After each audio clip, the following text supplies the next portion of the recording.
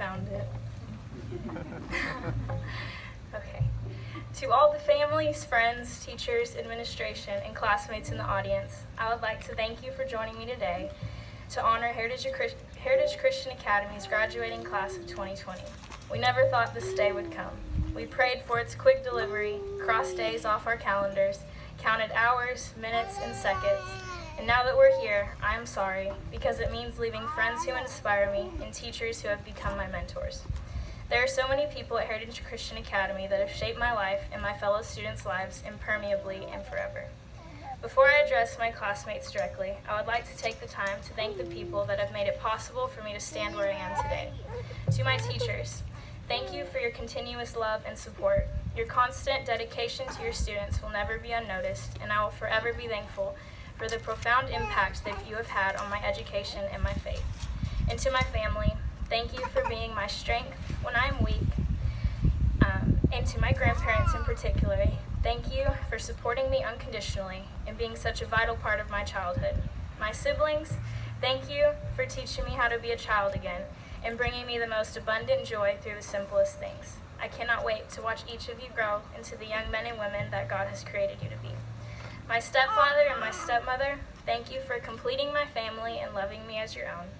To my father, thank you for fighting for me ever since I took my first breath. I will cherish our relationship and abundant memories forever. And to my mother, thank you for being my biggest supporter and the woman I strive to resemble. You will forever be my Lorelai Gilmore, and I will be your glory. Now to the Heritage Christian Academy Class of 2020 quarantine graduates. Thank you for teaching me patience, confidence, and determination. It feels like not that long ago we were walking up the stairs into high school as freshmen for the first time without realizing that this was the time we needed to start taking our GPA seriously.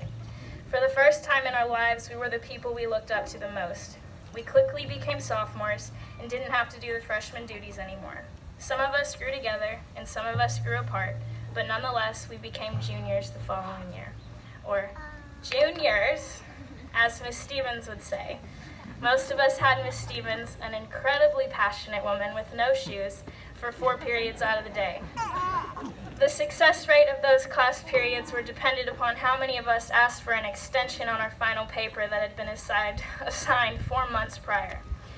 Throughout our many classes with Miss Stevens, we did our best to keep her up to date on the newest trends, but she never failed to use the word bet incorrectly every time. Junior year was hard in all the ways. Academically, we stayed up past midnight at least once a week writing a college essay or studying for a Dorman test. Our teachers stopped treating us like children and our responsibilities grew. Time moved fast, and within the blink of an eye, we became seniors. Instantly, everything was magnified because this was the year of lasts. After this, there would be no more homecomings or Friday night lights. There would be no more chances to ask our teachers questions like, when will I ever use differential equations in my life? Or is this test even for a grade? And at some points, our lives felt impossible. We all struggled with finalizing our future plans that would take place the second we graduated.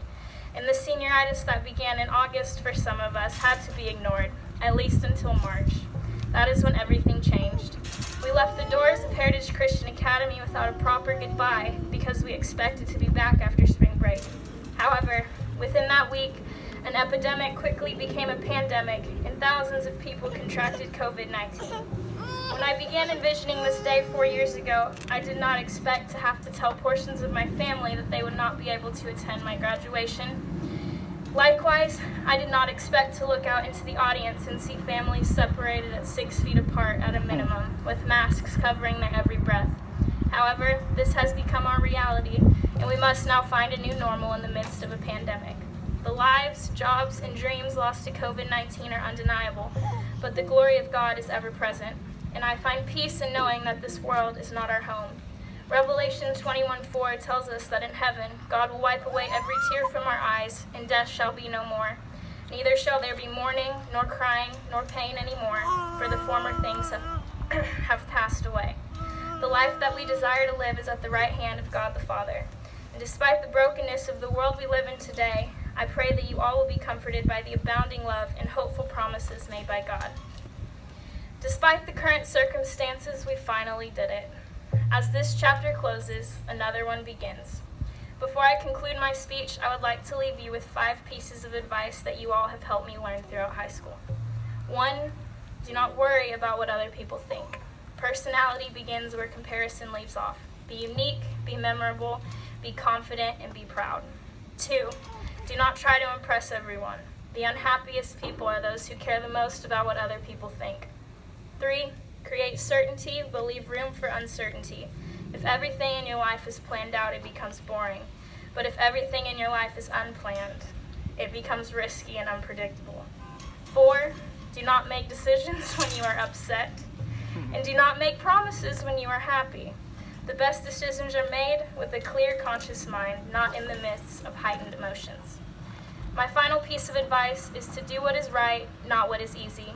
The majority of the time, the right thing to do will always accompany the hardest path to travel, but it will always end in the most fruitful result. I will forever cherish the opportunity that I had to grow alongside each and every one of you in high school, and I pray the best on each of your future.